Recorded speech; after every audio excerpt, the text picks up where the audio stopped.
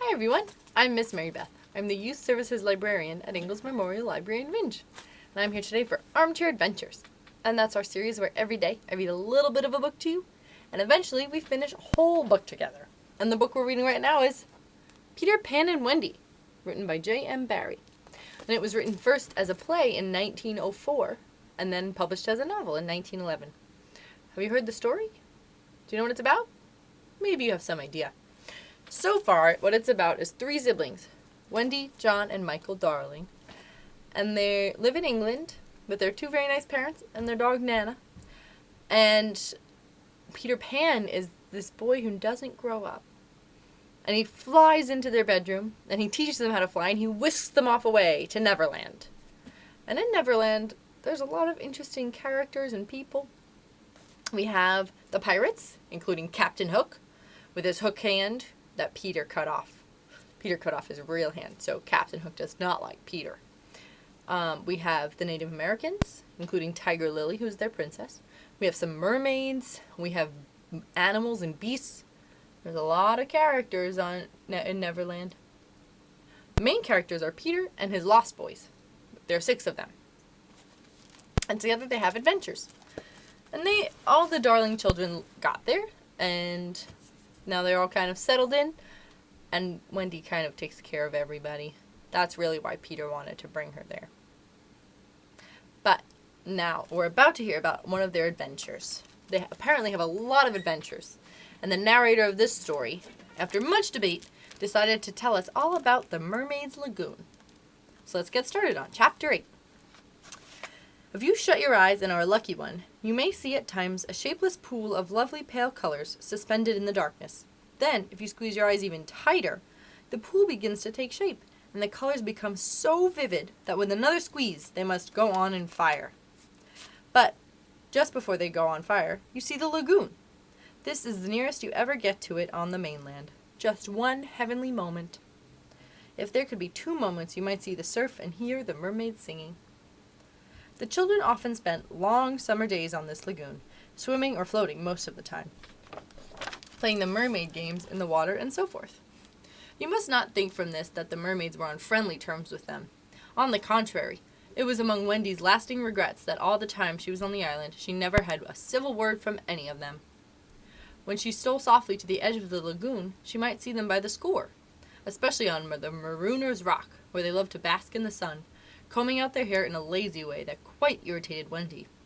Or Wendy might even swim, on tiptoe as it were, to within a yard of them. But then they saw her and they dived, probably splashing her with their tails. Not by accident, but intentionally. And this is a picture of the mermaids and Peter Pan on the rock. They're not very nice to Wendy. They treated all the boys in the same way, except, of course, Peter, who chatted with them on Marooner's Rock by the hour, and sat on their tails when they got cheeky. He gave Wendy one of their combs. The most haunting time at which to see them is the turn of the moon, when they utter strange and wailing cries. But the lagoon is dangerous for mortals then, and until the evening of which we have now to tell, Wendy had never seen the lagoon by moonlight, less from fear, for of course Peter would have accompanied her, than because she had strict rules about everyone being in bed by 7. She was often at the lagoon, however, on sunny days after rain, when the mermaids come up in extraordinary numbers to play with their bubbles. The bubbles of many colors made in rainbow water they treat as balls, hitting them gaily from one to another with their tails, and trying to keep them in the rainbow till they burst. The goals are at each end of the rainbow, and the keepers only are allowed to use their hands. Sometimes hundreds of mermaids will be playing in the lagoon at a time, and it is quite a pretty sight. But the moment the children tried to join in, they had to play by themselves, for the mermaids immediately disappeared. Nevertheless, we have proof that they secretly watched the kids, and were not above taking an idea from them. For John introduced a new way of hitting the bubble, with the head instead of the hand, and the mermaid goalkeepers adopted it. This is the one mark that John has left on Neverland. It must also have been rather pretty to see the children resting on a rock for half an hour after their midday meal. Wendy insisted on their doing this, so it had to be a real rest even though the meal was make-believe. So they lay there in the sun, and their bodies glistened in it, while she sat beside them and looked important. It was one such day, and they were all on Marooner's Rock. The rock was not much larger than their great bed, but of course they all knew how not to take up much room, and they were dozing, or at least lying with their eyes shut, and they were pinching occasionally when they thought Wendy was not looking. She was very busy, stitching. When she stitched, a change came to the lagoon. Little shivers ran over it, and the sun went away, and the shadows stole across the water, turning it cold. Wendy could no longer see to thread her needle, and when they looked up, the lagoon that had always hitherto been such a laughing place seemed formidable and unfriendly. It was not, she knew, that night had come, but something as dark as night had come. No, it was worse than that. It had not come, but it had sent that shiver through the sea to say that it was coming. What was it? What was coming? There, crowded upon her all the stories she had been told of Marooner's Rock, so called because evil captains put sailors on it and left them there.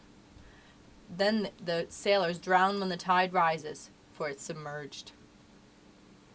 Of course, Wendy should have roused the children at once, not merely because of the unknown that was talking toward them, but because it was no longer good for them to sleep on a rock that had grown chilly. But Wendy was young, and she did not know this. She thought you simply must stick to your rule about half an hour after the midday meal. So, though fear was upon her, she longed to hear the boys, she would not wake them. Even when she heard the sound of muffled oars, though her heart was in her mouth, she did not waken them. She stood over them to let them have their sleep. Was that not brave of Wendy? It was well for those boys, then, that there was one among them who could sniff danger even in his sleep. Peter sprang up, as wide awake at once as a dog, and with one warning cry he roused the others. He stood motionless, one hand to his ear. "Pirates!" he cried. The others came closer to him. A strange smile was playing about his face, and Wendy saw it and shuddered. While that smile was on his face, no one dared address him. All they could do was to stand ready to obey. The order came sharp and incisive. "Dive!" There was a gleam of legs, and instantly the lagoon seemed deserted. Marooner's Rock stood alone in the forbidding waters, as if it were itself marooned. The boat drew nearer. It was the pirate dinghy, with 3 figures in it, Smee and Starkey, and a third, the captive, no other than Tiger Lily. Her hands and ankles were tied, and she knew what was to be her fate. She was to be left on the rock to perish, an end to one of her race more terrible than death by fire or torture, for it is not written in the book of the tribe that there is no path through water to the happy hunting ground. Yet her face was impassive. She was the daughter of a chief. She must die as a chief's daughter. It is enough. They had caught her boarding the pirate ship with a knife in her mouth. No watch was kept on the ship, it being Hook's boast that the wind of his name guarded the ship for a mile around. Now her fate would also help to guard it. One more whale would go the round in that wind by night. In the gloom that they brought with them, the 2 pirates did not see the rock till they crashed into it. "Luff, you lubber!" cried an Irish voice that was Smee's. "Here is the rock. Now then, what we have to do is hoist the Native American on it and leave her there to drown." It was the work of one brutal moment to land on the beautiful girl on the rock. She was too proud to offer resistance. Quite near the rock, but out of sight, 2 heads were bobbing up and down, Peter's and Wendy's. Wendy was crying, for it was the first tragedy she had seen. Peter had seen many tragedies, but he had forgotten them all. He was less sorry than Wendy for Tiger Lily. It was 2 against 1 that angered him, and he meant to save her. An easy way would have been to wait till the pirates had gone, but he was never one to choose the easy way. There was almost nothing he could not do, and now he imitated the voice of Hook. "Ahoy there, you lubbers!" he called. It was a marvelous imitation. "The captain!" said the pirates, staring at each other in surprise. "He must be swimming out to us," Starkey said, when they had looked for him in vain. "We're putting her on the rock," Smee called out. "Set her free!" came the astonishing answer. "Free?" asked the pirates. "Yes, cut her bonds and let her go." "But, Captain—" "At once, you hear?" cried Peter, "or I'll plunge my hook in you." "This is queer," Smee gasped. "Better do what the captain orders," said Starkey. "Aye, aye," Smee said, and he cut Tiger Lily's cords. At once, like an eel, she slid between Starkey's legs into the water. Of course, Wendy was very elated over Peter's cleverness, but she knew that he would be elated also, and very likely crow, and thus betray himself. So So at once her hand went out to cover his mouth. But it was stayed even in the act, for "Boat ahoy!" rang over the lagoon in Hook's voice. And this time it was not Peter who had spoken. Peter must have been about to crow in triumph, but his face puckered in a whistle of surprise instead. "Boat ahoy!" again came the cry. Now Wendy understood. The real Hook was also in the water. He was swimming to the boat, and as his men showed a light to guide him, he had soon reached them. In the light of the lantern, Wendy saw his hook grip the boat's side. She saw his evil, swarthy face as he rose, dripping from the water, and, quaking, she would have liked to swim away, but Peter would not budge. He was tingling with life and also top-heavy with conceit. "Am I not a wonder? Oh, I'm a wonder," he said. And though she thought so too, she was really glad for the sake of his reputation that no one heard him except herself. He signed to her to listen. The two pirates were very curious to know what had brought their captain to them, but he sat with his head on his hook in a position of profound melancholy. "Captain, is all well?" they asked timidly, but he answered with a hollow moan. "He sighs," said Smee. "He sighs again," said Starkey. "Yet a third time he sighs," said Smee. "What's up, Captain?" Then at last he spoke passionately. "The game's up," he cried. "Those boys have found a mother." Affrighted though she was, Wendy swelled with pride. "Oh, evil day!" cried Starkey. "What's a mother?" asked the ignorant Smee. Wendy was so shocked that she exclaimed, "He doesn't know!" And it was always after this that she felt that if you could have a pet pirate, Smee would be her pirate. Peter pulled her beneath the water, for Hook started up, crying, "What was that?" "I heard nothing," said Starkey, raising the lantern over the waters, and as the pirates looked they saw a strange light. It was the nest I have told you of, floating on the lagoon, and the Never Bird was sitting on it. "See," said Hook, in answer to Smee's question, "that is a mother." What a lesson. The nest must have fallen into the water, but would the mother desert her eggs? No. There was a break in his voice, as if for a moment he recalled innocent days when... But he brushed away this weakness with his hook. Smee, much impressed, gazed at the bird as the nest was borne past, but the more suspicious Starkey said, "If she is a mother, perhaps she's hanging out here to help Peter." "Aye," Hook winced. "That is the fear that haunts me." He was roused from this dejection by Smear's eager voice. "Captain," said Smee, "could we not kidnap these boys' mother and make her our mother?" "It is a princely scheme," cried Hook, and at once it took practical shape in his great brain. "We will seize the children and carry them to the boat. The boys we will make walk the plank, and Wendy shall be our mother." Again Wendy forgot herself. "Never!" she cried. "What was that?" asked the pirates. But they could see nothing. They thought it must have been but a leaf in the wind. "Do you agree, my bullies?" asked Hook. "There is my hand on it," they both said, "and there is my hook. Swear." They all swore. But this time they were on the rock, and suddenly Hook remembered Tiger Lily. "Where is she?" he demanded abruptly. He had a playful humor at moments, and they thought this was one of the moments. "That's all right, Captain," Smee answered complacently. "We let her go." "Let her go!" cried Hook. "'Twas your own orders," Smee said. "You called over the water to tell us to let her go," said Starkey. "Brimstone and gall!" thundered Hook. "What cozening is here?" His voice was black, his face had gone black with rage, but he saw that they believed their words, and he was startled. "Lads," he said, shaking a little, "I gave no such order." "It is passing queer," Smee said, and they all fidgeted uncomfortably. Hook raised his voice, but there was a quiver in it. "Spirit that haunts this dark lagoon tonight," he cried, "dost hear me?" Of course, Peter should have kept quiet, but of course he did not. He immediately answered in Hook's voice, "Odds bobs, hammer and tongs, I hear you." In that supreme moment Hook did not blanch, even at the gills, but Smee and Starkey clung to each other in terror. "Who are you, stranger? Speak," Hook demanded. "I am James Hook," replied the voice, "captain of the Jolly Roger." "You are not! You are not!" Hook cried hoarsely. "Brimstone and gall," the voice retorted. "Say that again, and I'll cast an anchor in you." Hook tried a more ingratiating manner. "If you are Hook," he said, "come tell me, who am I?" "A codfish," replied the voice. "Only a codfish." "A codfish?" Hook echoed blankly. And it was then, but not till then, that his proud spirit broke. He saw his men draw back from him. "Have we been captained all this time by a codfish?" they muttered. "It is lowering to our pride." There were his dogs snapping at him, but, tragic figure though he had become, he scarcely heeded them. Against such fearful evidence, it was not their belief in him that he needed, but it was his own. He felt his ego slipping from him. "Don't desert me," he whispered hoarsely. In his dark nature there was a touch of the feminine, as in all the great pirates, and it sometimes gave him intuitions. Suddenly he tried the guessing game. "Hook!" he called. "Have you another voice?"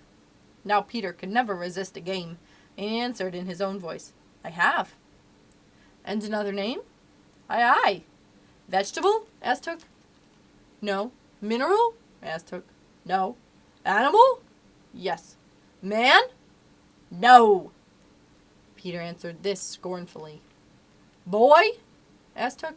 "Yes." "Ordinary boy?" "No." "Wonderful boy?" asked Hook. To Wendy's pain, the answer that rang out this time was, "Yes." "Are you in England?" asked Hook. "No." "Are you here?" "Yes." Hook was completely puzzled. "You ask him some questions," he said to the others, wiping his brow. Smee reflected. "I can't think of a thing," he said regretfully. Can't guess," crowed Peter. "Do you give it up?" Of course, in his pride, he was carrying the game too far. And the miscreants saw their chance. "Yes, yes," they answered eagerly. "Well then," he cried, "I am Peter Pan!" What a fool! "Pan!" In a moment Hook was himself again, and Smee and Starkey were his faithful henchmen. "Now we have him!" Hook shouted. "Into the water, Smee! Starkey, mind the boat. Take him, dead or alive!" He leapt as he spoke, and simultaneously came the gay voice of Peter. "Are you ready, boys?" "Aye, aye!" from various parts of the lagoon. "Then lam into the pirates!" The fight was short and sharp. First to draw blood was John, who gallantly climbed into the boat and held Starkey. There was a fierce struggle, in which the cutlass was torn from the pirate's grasp. He wriggled overboard, and John leapt after him. The dinghy drifted away. Here and there a head bobbed up in the water, and there was a flash of steel followed by a cry or a whoop. In the confusion, some struck at their own side. The corkscrew of Smee got Toodles in the fourth rib, but he was himself pinked in turn by Curly. Farther from the rock, Starkey was pressing Slidey and the twins hard. Where all this time was Peter?